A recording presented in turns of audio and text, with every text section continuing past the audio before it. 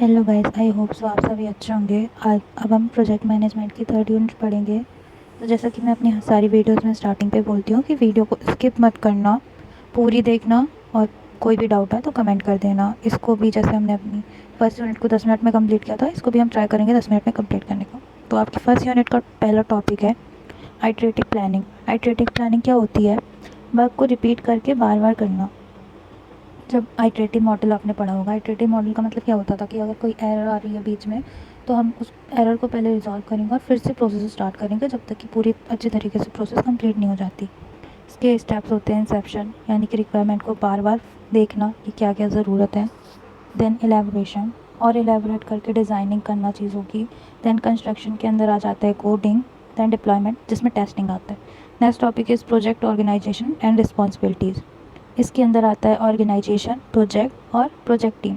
Organisation का क्या काम होता है? वो इंफ्रास्ट्रक्चर की डिज़ाइन करता है, तो पूरा स्ट्रक्चर डिज़ाइन करेगा ऑर्गेनाइजेशन। देन प्रोजेक्ट, इसमें क्या होगा कि किस टाइप का आपको चीज़ चाहिए, कोई भी प्रोडक्ट चाहिए किस टाइप का, which type, short term, long term, what type project आपको चाहिए, कि शॉर्ट टर्म चाहिए कि लॉन्ग टर्म चाहिए। देन आता है प्रोजेक्ट टीम। इसके अंदर लेवल्स होते हैं, कॉस्ट, शेड्यूल, क्वालिटी, ये सब देखा जाता है और टीम डिसाइड करती है, टीम सब लोग मिलके काम करते हैं। देन आता है आपका लाइन ऑफ बिजनेस ऑर्गेनाइजेशन। इसके अंदर आती है सबसे फर्स्ट रिस्पॉन्सिबिलिटी। इसके अंदर आएंगे आपके ऑटोमेशन टूल्स, जिनका काम क्या होता है, रोल्स आते हैं इसके अंदर। ऑटोमेशन टूल्स अब तुम्हारे 3 टाइप के होते हैं। पहला होता है सॉफ्टवेयर इंजीनियरिंग प्रोसेस अथॉरिटी, जिसे आप सेपा भी कहते हैं। देन आता है project review authority. And third होता है सॉफ्टवेयर इंजीनियरिंग एनवायरनमेंट। नोट्स में राइटिंग में अगर आपको कोई दिक्कत आती है तो प्लीज़ आप टेलीग्राम पे कोई भी क्वेरी आती है तो आप मुझसे पूछ सकते हो। प्लीज़ राइटिंग पे मत जाना आप। मैंने जल्दी जल्दी नोट्स कवर किए हैं ताकि आप लोग को पेपर में, जल्दी पेपर है तो जल्दी वीडियो बन जाए। देन अब सॉफ्टवेयर इंजीनियरिंग प्रोसेस अथॉरिटी क्या करती है? ये प्रोजेक्ट पे वर्क करने वाले लोगों को एक्सप्लेन करती है, यानी कि जो लोग प्रोजेक्ट पे काम कर रहे हैं ना, उनको और अच्छे से एक्सप्लेन करती है कि चीज़ों में क्या क्या चाहिए उनको। देन प्रोजेक्ट रिव्यू अथॉरिटी, ये क्या करती है? Time to time manage project process and check progress, और चेक उसकी कोई भी दिक्कत या कोई भी प्रोसेस कैसे चल रही है उसको टाइम टू टाइम चेक करेगी। देन आता है सॉफ्टवेयर इंजीनियरिंग एनवायरनमेंट। इसके अंदर क्या आते हैं कि कौन कौन से टूल्स और क्या क्या एनवायरनमेंट आपको ज़रूरी होगा एक प्रोजेक्ट को बनाने के लिए। देन आता है फोर्थ इंफ्रास्ट्रक्चर। इसके अंदर फैकल्टीज़ होती है जो कि इंफ्रास्ट्रक्चर को डिज़ाइन करती है। नाउ प्रोजेक्ट ऑर्गेनाइजेशन 2 पार्ट में डिवाइड होती है। इसमें 2 रोल्स होते हैं, एक होता है इंजीनियर्स का, एक होता है एडमिनिस्ट्रेटर का। ये दोनों मिलकर ही पूरी फेज़ पर काम करते हैं। देन आती है आपका next topic automation process. Automation process क्या होती है? Automation can be defined as the process of using machine and technology जो complete task without human interface. मतलब कि ऑटोमेशन प्रोसेस का मतलब ये होता है नॉर्मली कि एक ऐसी टेक्नोलॉजी जो मशीन के थ्रू वर्क करती है, जिसमें कोई भी ह्यूमन का कोई भी इंटरफेयर नहीं होता है, यानी कि टोटली मशीन काम करेगी। जिसमें ऑटोमेशन का मतलब जैसे कि एआई काम करता है हमारा, उसमें बीच में कोई भी ह्यूमन इंटरफेयर नहीं करता है, सब कुछ वो खुद ही कर लेता है उसको, अगर एक बार सिखा दिया जाता है। अब इसके अंदर इसका काम ये होता है कि सब कुछ ईजी बना देना। देन इसमें पॉइंट आते हैं इंक्रीज, क्या क्या करता है ये, इसके क्यों यूज़ किया जाता है इसको? इंक्रीज प्रोडक्टिविटी, यानी कि फास्ट कर देता है सारी चीज़ों को। रिड्यूस बिजी वर्क, यानी कि नोटिफिकेशन देता रहता है बिजी लोगों को। सपोर्ट इंटीग्रेशन, मल्टीपल टूल्स और को वर्क को इजी बना देता है। देन स्ट्रीमलाइंस कम्युनिकेशन, यानी कि आपके मोर एक्यूरेसी से काम करेगा। देन मेंटेन क्वालिटी, यानी कि क्वालिटी को एश्योर करेगा। देन आपका नेक्स्ट टॉपिक है round trip engineering. Round trip engineering का सिंपल सा मतलब होता है जो आपकी सॉफ्टवेयर इंजीनियरिंग होती है उसको रिवर्स वे में चीज़ों को करना।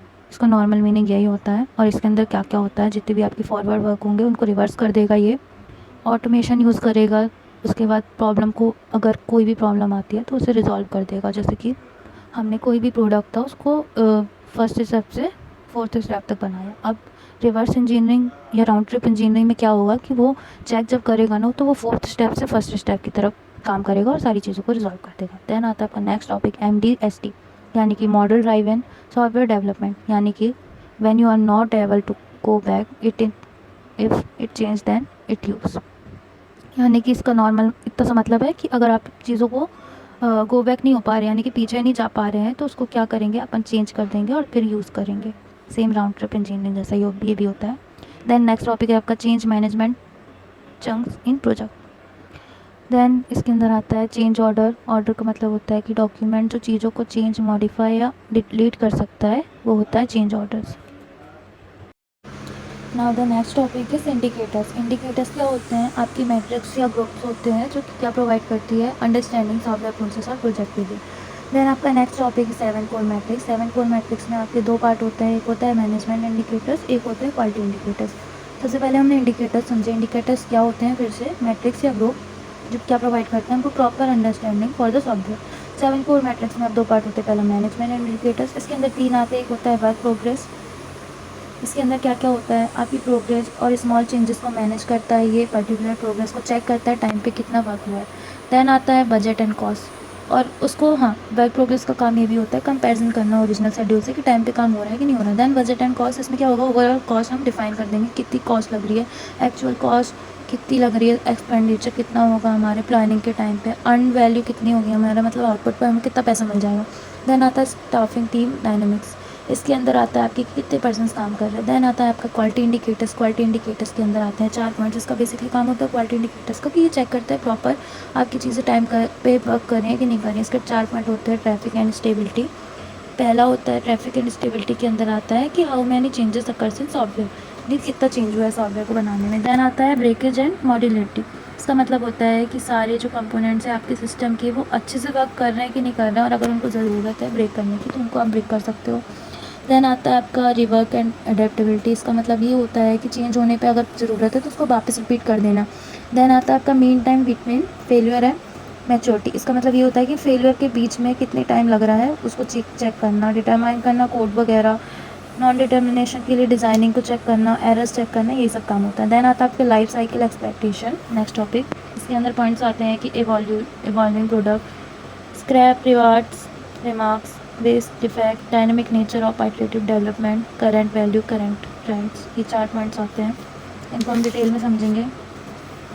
आप इसको स्किप भी कर सकते हो, बेसिकली ये क्वेश्चन नहीं आता है, फिर भी मैं आपको कवर करा रही हूँ कि आपकी यूनिट पे है। नाउ जो आपका नेक्स्ट टॉपिक है इंसेप्शन, एलैबोरेशन, कंस्ट्रक्शन, ट्रांजिशन। मैट्रिक्स जो होती है इनमें डिफरेंस क्या होता है? सबसे पहला पॉइंट होता है आर्किटेक्चर का। तो इंसेप्शन में आपका आर्किटेक्चर 30% कंप्लीट हो जाता है, एलैबोरेशन में 30%, कंस्ट्रक्शन में 100% एंड देन ट्रांजिशन में 100%। एक्सपेंडिचर कितना लगता है? इंसेप्शन में लो एक्सपेंडिचर होता है, एलैबोरेशन में मॉडरेट रहता है, बाकी दोनों में हाई रहता है। देन शेड्यूल 10% में टाइम पे काम हो जाता है, 10% काम हो जाता है इसमें इंसेप्शन में। देन एलेबोरेशन में 40% एंड बाकी की दो में 90% एंड लास्ट में 100%। स्टाफिंग यानी कि कितने लोग लग रहे हैं, कितने लोगों की ज़रूरत है हमें, तो इंसेप्शन में छोटी टीम से काम चल जाता है। रैंप अप करना पड़ता है एलेबोरेशन में, यानी थोड़ा ज़्यादा। कंस्ट्रक्शन में हमको स्टेडी स्टेट रखना पड़ता है, और ट्रांजिशन यानी कि वो वेरी करेगा लोगों के हिसाब से। देन आता है आपका प्रोसेस डिस्क्रिमिनेंट्स, इसके अंदर आते हैं आपके पैरामीटर जो डिफरेंशिएट करते हैं प्रोसेसेस को। प्रोसेस दो टाइप की होती है, एक होती है टेक्निकल कॉम्प्लेक्सिटी, एक होती है मैनेजमेंट कॉम्प्लेक्सिटी। टेक्निकल में कोडिंग पार्ट आता है आपका, मैनेजमेंट में प्लानिंग पार्ट आता है। देन इसके अंदर क्या क्या चीज़ें होती हैं? पहला होता है स्केल। स्केल का मतलब होता है कि वो टीम की साइज़ डिसाइड करेगा कि कितने लाइन का कोड है, फंक्शन पॉइंट, ये सबको डिसाइड करेगा कि कितना स्केलेबल है आपका प्रोडक्ट। देन आता है स्टेक होल्डर कोहेशन, इसका मतलब ये होता है कि प्रोजेक्ट से रिलेटेड मेंबर का व्यू मैच कर रहा है कि नहीं कर रहा है, ये सब चेक करना। देन आता है आपका प्रोसेस मैच्योरिटी, इसमें experience, well defined trend persons को लिया जाता है। देन आता है आपका प्रोसेस फ्लेक्सिबिलिटी, इसके अंदर आती है आपकी फ्रीडम चेंज करने की। देन आता है आर्किटेक्चरल रिस्क, इसके अंदर आते हैं आपके system performance, robust changes, reliable work according requirement, fault tolerance, resolve error, ये सब काम होता है इसमें। मतलब कि आपके सिस्टम की परफॉर्मेंस देखी जाती है कि आपका system time to time change अगर ज़रूरत है तो होता है कि नहीं होता है, अडैप्ट कर पाता है नई चीज़ें कि नहीं कर पाता है, वर्क रिक्वायरमेंट के अकॉर्डिंग वर्क कर रहा है कि नहीं कर रहा है, एरर रिजॉल्व हो रही है कि नहीं हो रही है। देन आता है आपका डोमेन एक्सपीरियंस, इसके अंदर आता है आपकी डेवलपमेंट ऑर्गेनाइजेशन एक्सपीरियंस। यहाँ पे आपकी 3rd यूनिट भी खत्म होती है। तो अगर आपको वीडियो अच्छी लगी हो और अच्छे से समझ आए होंगे कॉन्सेप्ट, आई होप आपके कॉन्सेप्ट क्लियर हो गए होंगे 3rd यूनिट को लेकर। मैंने जल्दी से जल्दी ट्राई किया यूनिट को खत्म करने का। तो प्लीज़ वीडियो को लाइक कर देना, चैनल को सब्सक्राइब कर देना अगर आप न्यू हो इस चैनल पर, और प्लीज़ अपने दोस्तों तक शेयर करना। आई थिंक ये वीडियो आपकी क्विक रिवीजन के लिए बहुत ही हेल्पफुल होगी। तो प्लीज़ वीडियो को लाइक ज़रूर कर देना आप, ताकि मैं आपके लिए और भी वीडियो बना पाऊँ। Thank you.